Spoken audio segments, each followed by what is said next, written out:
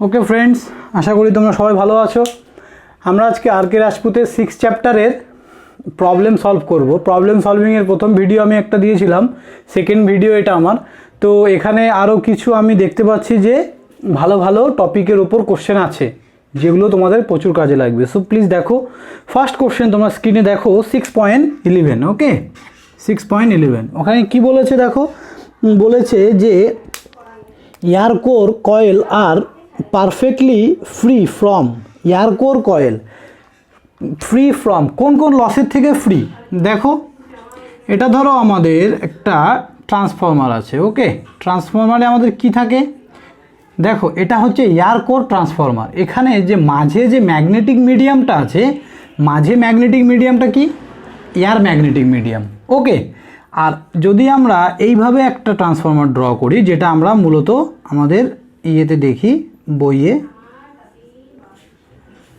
দেখো এটা কিন্তু একটা ফেরোম্যাগনেটিক ম্যাটেরিয়াল দিয়ে তৈরি করা, আর এটা কি এয়ার মিডিয়াম। তার মানে দুটোই, এখানেও কয়েল আছে দুটো, এখানেও দুটো কয়েল, বাট এটার মিডিলে কি আছে এয়ার মিডিয়াম, এটা একটা ম্যাগনেটিক কোর। ওকে, তাহলে যদি এয়ার মিডিয়াম দিয়ে বানানো হয়, এয়ার মিডিয়ামকে কোর হিসাবে ইউজ করা হয়, তাহলে অ্যাডভান্টেজ কি বলেছে দেখো, যদি এয়ার মিডিয়াম তৈরি করা হয় তাহলে কোর লস হবে না, কোর লস হবে না। কোর না থাকলে কোর লস কোথা থেকে হবে না। এবার কোর লসকেই মূলত দুটো ভাগে ভাগ করা যায়, একটা কি ইডি কারেন্ট লস আর একটা হিস্টেরিসিস লস। ওকে, তাহলে ইডি কারেন্ট আর হিস্টেরিসিস লসেস হবে না। তাহলে এখানে আনসার হবে আমাদের দেখো C number, both A and B. Okay, চলো তাহলে এটার আনসার হবে সি। 6.12। ওকে, তো 6.12-এ বলেছে দেখো, তোমরা কোশ্চেনটা পড়ো। বলছে the magnitude of the induce EMF in a conductor depend on the. তাহলে একটা কন্ডাক্টরের ইএমএফের ম্যাগনিটিউড কিসের ওপর ডিপেন্ড করে। তার মানে দেখো, এটা একটা কন্ডাক্টর আছে, এবার এখানে যে ইএমএফটা তৈরি হবে, ইএমএফ মানে ইলেকট্রোমোটিভ ফোর্স, এটা কার উপর ডিপেন্ড করছে। দেখো এখানে অনেকগুলো অপশন দেওয়া আছে। ফার্স্ট অপশন হচ্ছে flux density of the magnetic field. Okay, তারপরে হচ্ছে amount of flux cut, amount of flux linkage, rate of change of flux linkage. So এটা আনসার হবে কি rate of change of flux linkage. Okay, তাহলে এই EMF depend করে যে আমাদের rate of change of flux linkage. EMF equals to আমরা কি জানি, EMF equals to D phi by DT. Okay, so N d phi by dt, N into phi মানে কি আমাদের, এন ইন্টু ফাই মানেই তো হচ্ছে ফ্লাক্স লিঙ্কেজ। তার মানে এটাকেই আমরা লিখতে পারি d psi by dt. So this is a rate of change of flux linkage. Clear? তাহলে আনসার কত হবে ডি। চলো নেক্সট কোশ্চেন দেখো 6.13। এখানে বলেছে যে আমাদের মিউচুয়াল ইন্ডাকটেন্স কিসের ওপর ডিপেন্ড করে। তাহলে আমরা দেখব মিউচুয়াল ইন্ডাকটেন্সকে আমরা কী কী লিখতে পারি। Mutual inductance N2 into phi one by I1। Okay, mutual inductance আবার এমকে লিখতে পারি আমরা permeability A into N square by কত এল। তার মানে আমি দেখতে পাচ্ছি মিউচুয়াল ইন্ডাকটেন্স আমার কি number of turns, flux, current, cross section area, length, এই তিনটের উপর ডিপেন্ড করছে। তাহলে দেখো তোমরা যে এই তিনটেই ওখানে আছে, পারমিয়াবিলিটিও আছে, পারমিয়াবিলিটির উপরও ডিপেন্ড করছে। তার মানে এটার আনসার হবে ডি। তার মানে বোথ, সবার উপরেই ডিপেন্ড করছে। ক্লিয়ার? তোমরা শুধু এই ফর্মুলাগুলো মনে রাখো, ব্যাস, তাহলেই তোমাদের ক্লিয়ার। তারপরে দেখো next question 6.14। A laminated core has reduce eddy current losses because. Eddy current লসকে রিডিউস করে ল্যামিনেটেড কোর, কেন? দেখো 6.14-এ ট্রান্সফরমার কি এরকম কতগুলো পাত স্ট্যাক করা থাকে ট্রান্সফরমারের উপরে। এভাবে ট্রান্সফরমার কোরটা একটু না যদি কেউ দেখো, দেখবে অনেকগুলো পাত এভাবে একটার পর একটা লাগানো আছে, তার মাঝখানে ল্যামিনেশন করা আছে, ল্যামিনেশন করা। এবার ল্যামিনেশন করা থাকলে কি হবে, ল্যামিনেশন করা থাকলে ইডি কারেন্ট লস কম হবে, হিট জেনারেট কম হবে, তাহলে লসেস কম হবে, হিট কম হলে লসেস কম হবে। ওকে, চলো, তো এটার আনসার হবে হচ্ছে বি নাম্বার। এটার আনসার হবে বি, যে দ্য ল্যামিনেশন আর insulated from each other. Okay, এবার দেখবো আমরা 6.17 which of the following is not a unit of inductance. এবার কোনটা ইন্ডাকটেন্সের ইউনিট নয়? দেখো 6.17 ইন্ডাকটেন্স, তোমরা সবসময় একটা জিনিস মনে রাখবে, এল ফাই দিয়ে লিখছি, ফাই ডাইরেক্টলি প্রপোর্শনাল টু এল, আর হচ্ছে ফাই ভোল্ট। তাহলে ওয়েবার পার অ্যাম্পিয়ার, এটাকেই তো বলা হয়, কি বলা হয় এটাকেই? Weber per ampere. এটাকে আমরা কি বলবো? হেনরি বলবো। ওকে, তাহলে এখানে তোমার কাছে চেয়েছে যে কোনটা এর একক নয়, তাহলে হেনরি এটা হবে। দেখো সেকেন্ডেরটা কুলম পার ভোল্ট অ্যাম্পিয়ার, অপশানটা কুলম পার ভোল্ট অ্যাম্পিয়ার, এটা কিন্তু এর একক নয়। ওকে, কুলম কার একক? চার্জের একক। তো এখানে তো চার্জের কোনো জায়গাই নেই। ফ্লাক্স ইজ, এটা ওয়েবার পার অ্যাম্পিয়ার।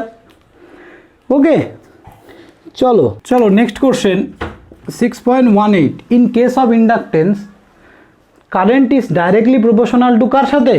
এটা হবে বি নাম্বার আনসার, হবে magnetic field. Okay, magnetic field. চলো এবার 6.19 which of the following circuit element will oppose the change in circuit current? কখন হবে? Which of the following circuit element will oppose the change in circuit current.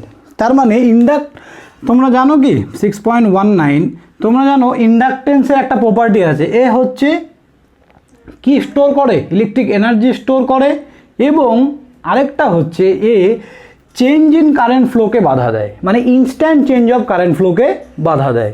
মানে ধরো এটা x Axis Y Axis, ধরো এটা একটা কারেন্টের গ্রাফ আছে এরকম, তো যদি আমি ইন্ডাক্টর লাগিয়ে দিই, ইনপুটে আমি এই গ্রাফটার একটা স্লোপ পাবো, সামথিং একটা স্লোপ পাবো, সেটা ডিপেন্ড করছে ইন্ডাক্টরের ভ্যালুর ওপর। ক্লিয়ার? কিন্তু এই ইনস্ট্যান্ট যে কারেন্টের চেঞ্জ সেটাকে বাধা দেবে। আমি এর আগেও তোমাদের এটা বলেছি। সো এটা কি হবে? ইনস্ট্যান্ট চেঞ্জ অফ কারেন্টকে বাধা এটা কে দেবে? চলো, এটা হবে ইন্ডাক্টর। তাহলে আনসার আমাদের কত হবে? B number, inductor. চলো নেক্সট হচ্ছে 20 নাম্বার। দেখো for a purely inductive circuit which of the following is true? হ্যাঁ, একটা পিওরলি ইন্ডাকটিভ সার্কিটের কোনটা ট্রু বলছে? এখানে apparent power is 0, relative power is 0, active power of the circuit is 0। দেখো এটার আনসার হবে সি। তাহলে 6.20 এটার আনসার হবে সি।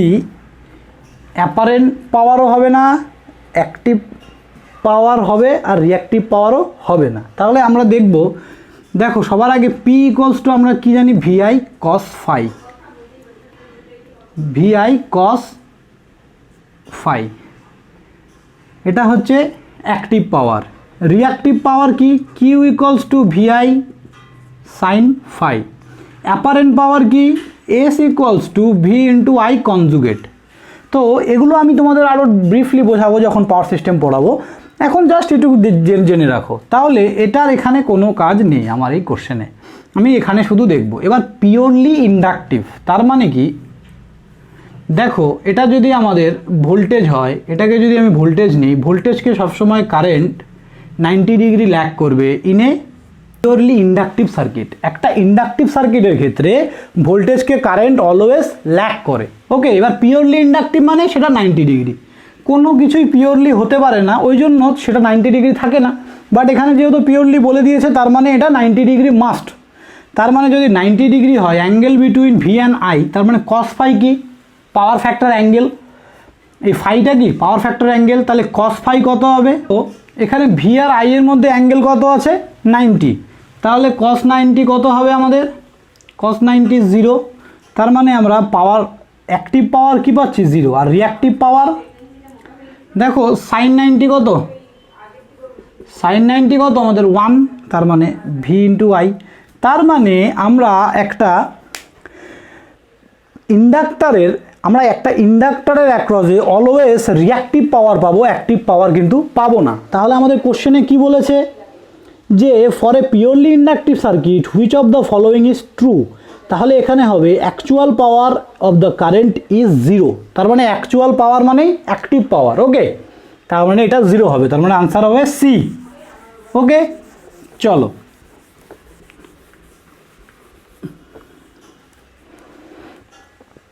নেক্সট কোশ্চেন হচ্ছে আমাদের 6.22। এখানে সব কনসেপচুয়াল কোশ্চেন, তোমরা প্লিজ বুঝে নাও।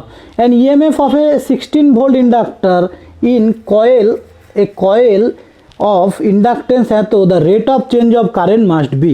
তার মানে তোমাকে rate of change of current মানে কত, di/dt বের করতে বলেছে। তাহলে আমরা কি জানি, E = L di/dt, তার মানে L di/dt = E।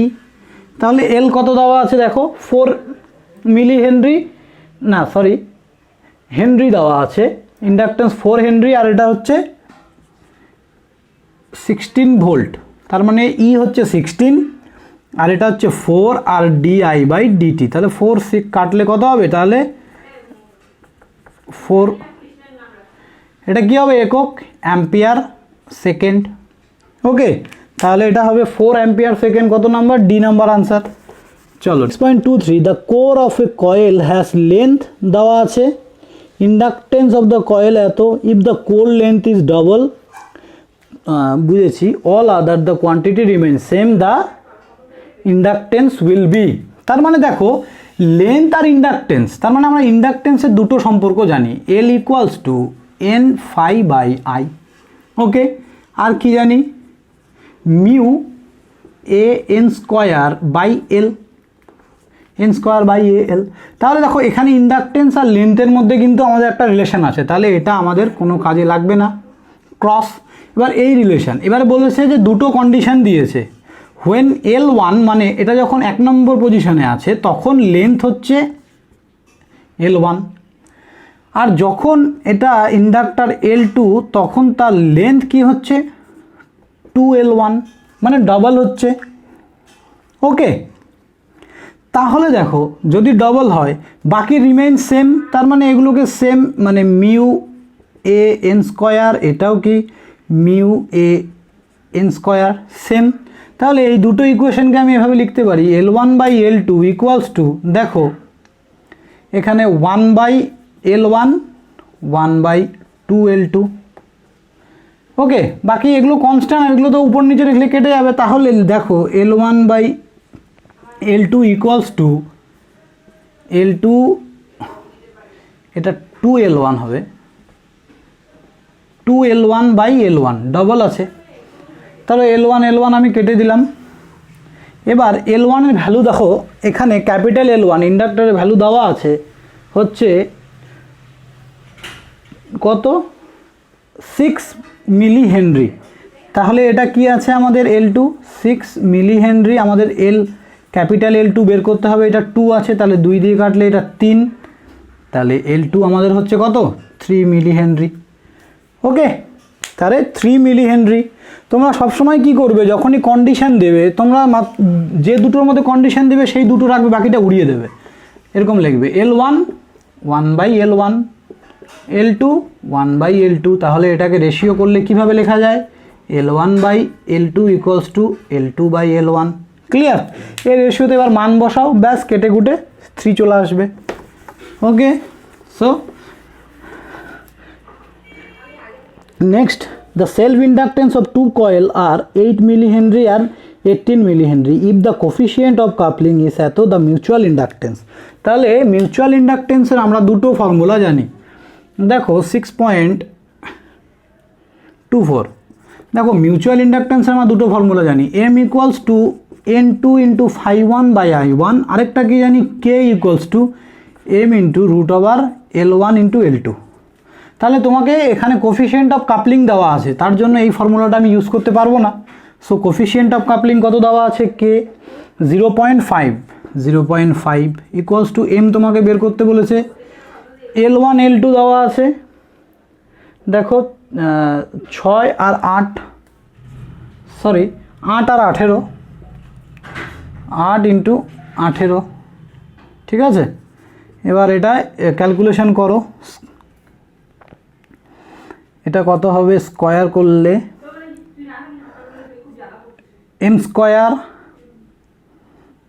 এটা ইন্টু করলে দেখো 0.5 ইন্টু 0.5 ইন্টু 8 ইন্টু 18,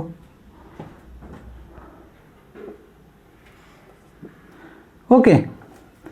সো এটাকে তোমরা একটু ক্যালকুলেশন করে দেখে নেবে এটা আনসারটা কত হচ্ছে, ঠিক আছে। আমার এখানে ক্যালকুলেটর নেই, আমি করলাম না। ওকে, সো থ্যাংক ইউ ক্লাস, আজকের জন্য এইটুকুই।